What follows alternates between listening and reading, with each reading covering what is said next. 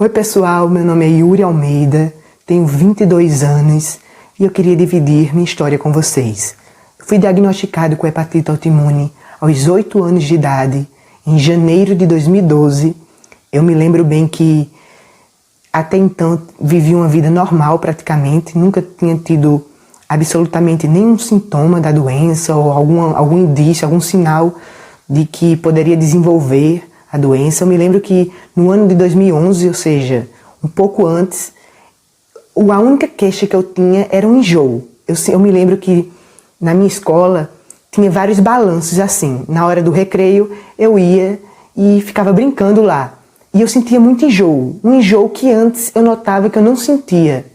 E como eu tenho memória boa, eu via que tinha alguma coisa errada. Mas tudo bem, eu falei para minha família. A gente achou que não era nada grave, logicamente, e a gente nem sabe se tinha alguma relação, né, com a doença. Mas eu me lembro que é o seguinte, virou o ano ali, de dezembro para janeiro, eu me lembro que vieram familiares que moram em São Paulo, e eu comi tudo. Eu me lembro que eu comi, sabe, teve ceia, eu até ficava pensando, né, será que não foi a alimentação que eu me desregulei, porque eu tomei refrigerante, mais do que eu era acostumado. Então, teve as confraternizações de Natal de 2011 e realmente eu me esbaldei, digamos assim, né, nas comidas, enfim. Bom, quando virou o ano, janeiro de 2012, nos primeiros dias, eu acho que era mais ou menos dia 4 de janeiro, eu fui no banheiro, eu não estava sentindo absolutamente ainda nada, assim. Eu acho que eu estava um pouco gripado, só isso, com sintoma de gripe, eu acho. E eu fui lá no banheiro e fiz xixi. Aí meu tio, que estava de São Paulo, que veio de São Paulo aqui para Campina Grande, né? Eu moro aqui em Campina Grande, agreste da Paraíba, e ele veio passar o final de ano, né, com a família e tudo mais. Minha mãe já estava meio adoentada do câncer, né? Enfim, resumindo, ele viu que o meu xixi estava bem escuro. E ele ficou impressionado, porque ele era ligado nessas coisas de hepatite, ele sempre se atualizava. Aí meu tio Nildo disse assim, olha, esse menino tá com algum problema, esse menino não tá normal, porque isso não é normal. Aí ele me chamou, aí ligou a luz, eu me lembro bem, no meu quarto, e olhou meu olho. Aí quando ele fez assim no meu olho, viu que meu olho estava amarelado, bastante amarelo. Aí ele disse, não, vamos levar esse menino para o hospital, porque tem alguma coisa errada. E realmente tinha alguma coisa muito errada. Chegando lá no hospital, era no HU, né, HUAC. Infelizmente o hospital estava muito lotado, eu fiquei na ala lá da emergência, e eles me transferiram para um outro hospital que aqui em Campina Grande, que fica ali no centro, né? Que era o hospital que eu me tratava, inclusive assim, quando tinha uma gripe, né? Que eu tinha minha médica, uma pediatra que me acompanhava e tudo mais. Eles me transferiram na ambulância, tudo isso pelo SUS, tá, galera? E aí eu cheguei lá nesse hospital. Aí começou a longa jornada para descobrir o que eu tinha. Fiquei nesse hospital, sobre os cuidados de doutora Neves, que era minha médica, minha pediatra, que me atendia desde quando era bebê, uma amiga da família e tudo mais. Enfim, fiquei lá internado, fazendo exames, vários exames, para ver o que eu tinha, né? Até porque era uma coisa que a gente não estava acostumado. Enfim, e as taxas bem ruins. As taxas, né? TGO, TGP, as plaquetas e tudo isso aí que vocês que acompanham, né, que tem essa doença, que tem esse problema, hepatite autoimune, já estão acostumados a saber. Bom, fiquei por volta de 10 dias nesse hospital e recebi, gente, um diagnóstico errado.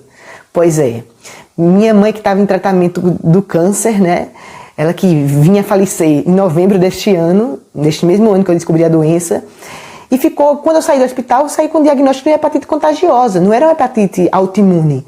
E ficou todo mundo sem saber, assim, eu fui medicado, recebi alta e vim para casa. E ainda estava doente. Então, foi muito complicado assim, porque minha mãe, ela tinha imunidade baixa, então ela ficou todo mundo assustado. Até eu me lembro que até o laptop que eu tinha ganhado do meu tio na época, as pessoas passavam álcool nas teclas, porque eu pegava, eu me lembro que ela passava álcool em tudo que eu pegava, enfim.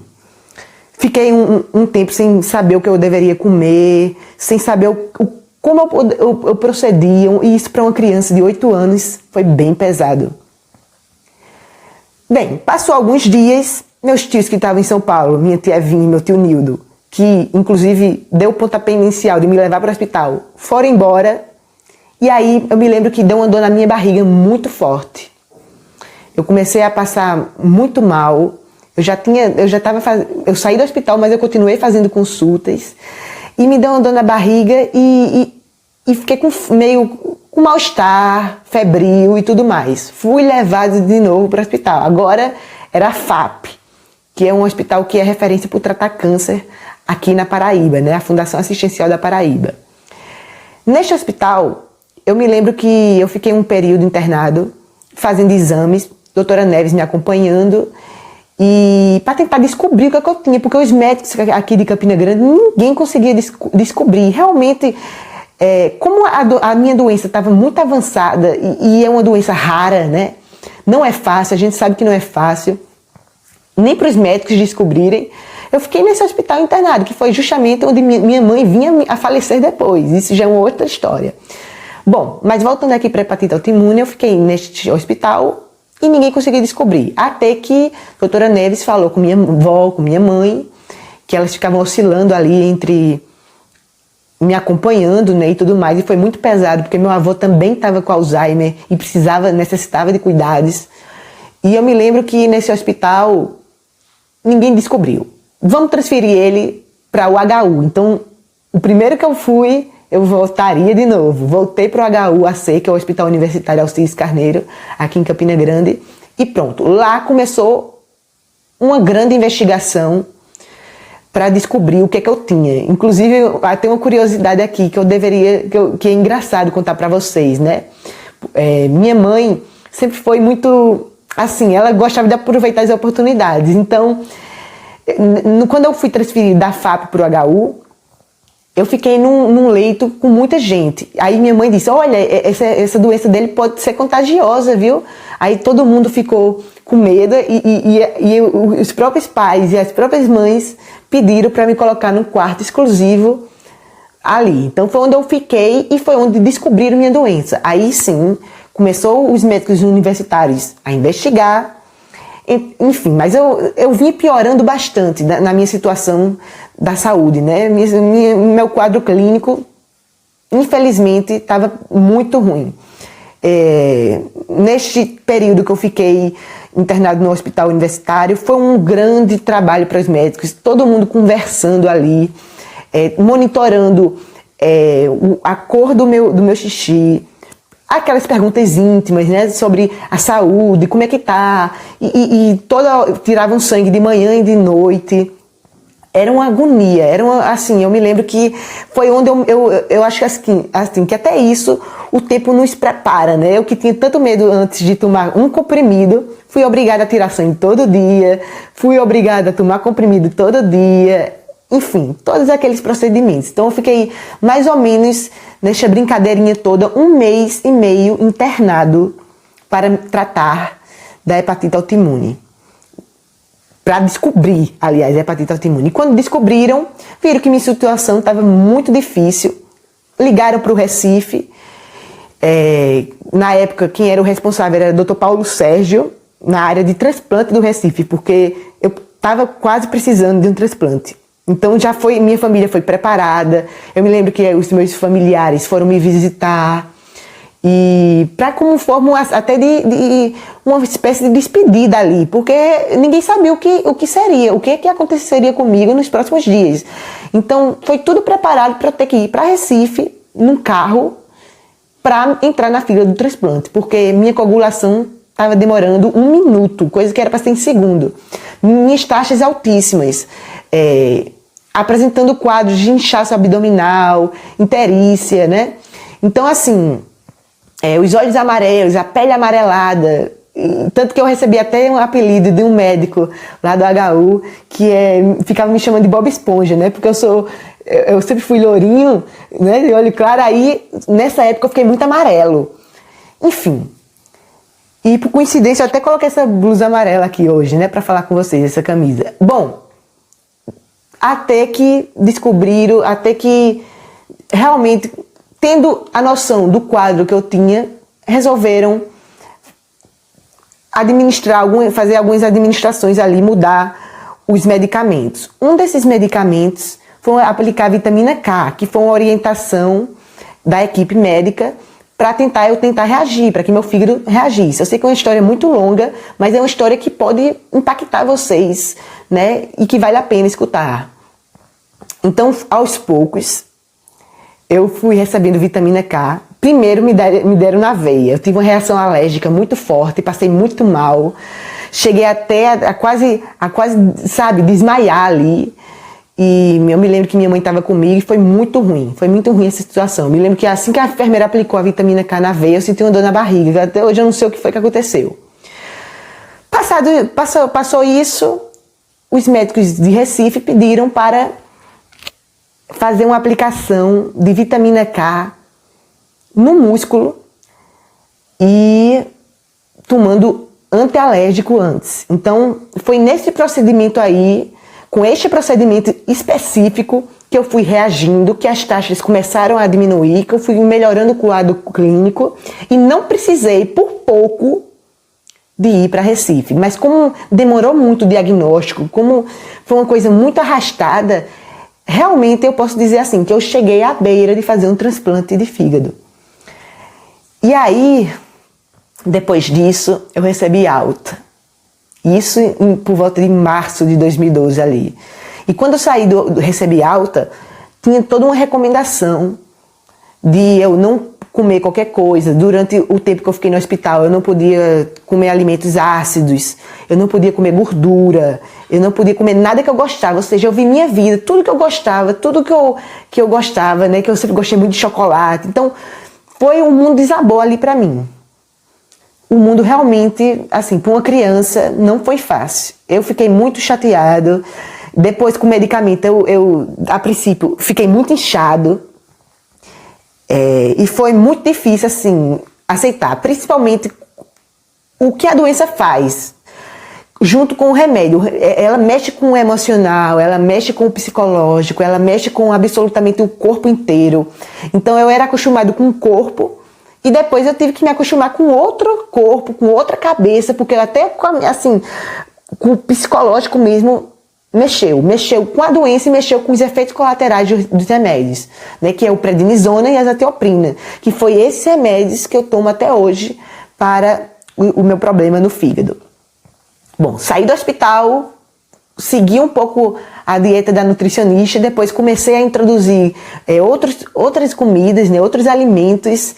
Eu me lembro que durante o tempo que eu estava no hospital, eu tinha muita vontade assim, de comer as coisas, mas depois passava.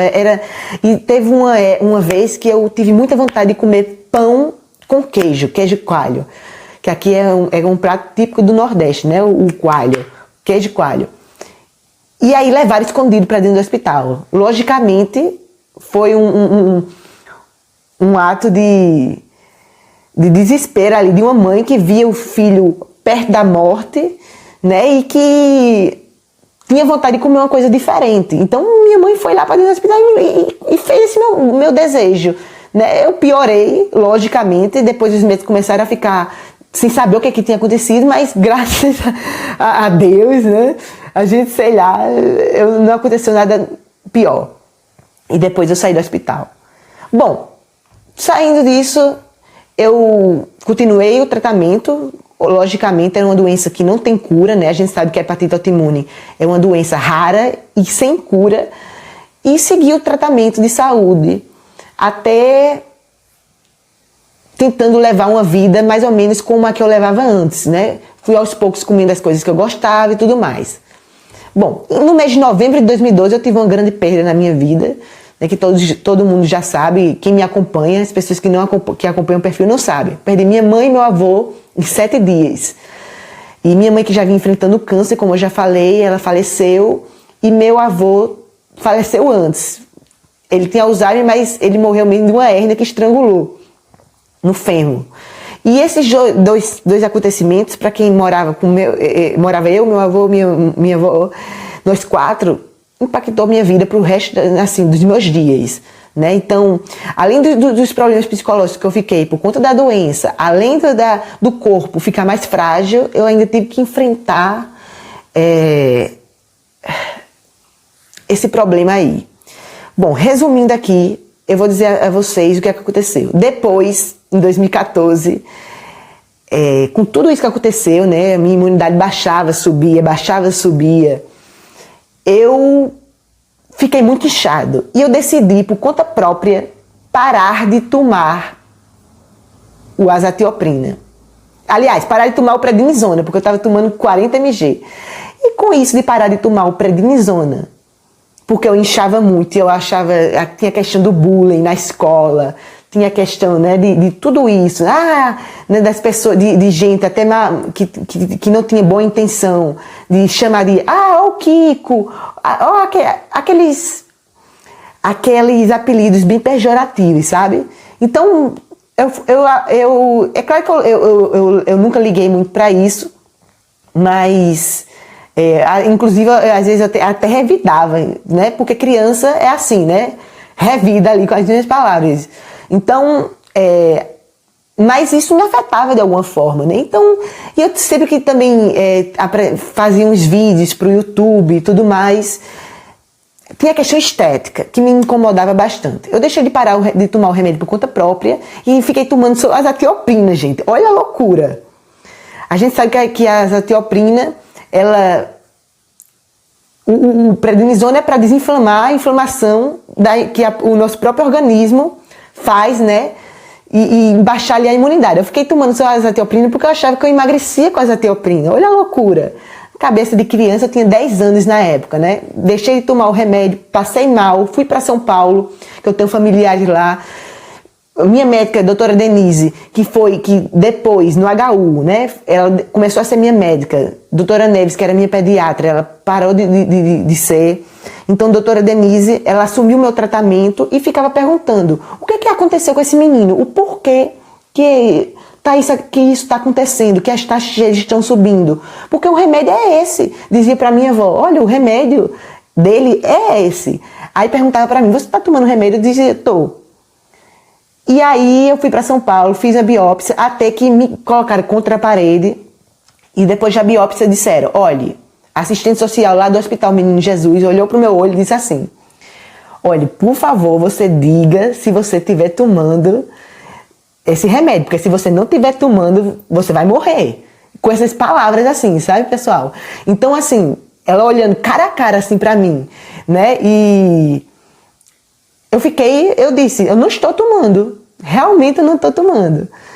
E aí ela disse, então é isso, as taxas dele estão subindo por conta disso, então ele tome o remédio, não deixe de tomar.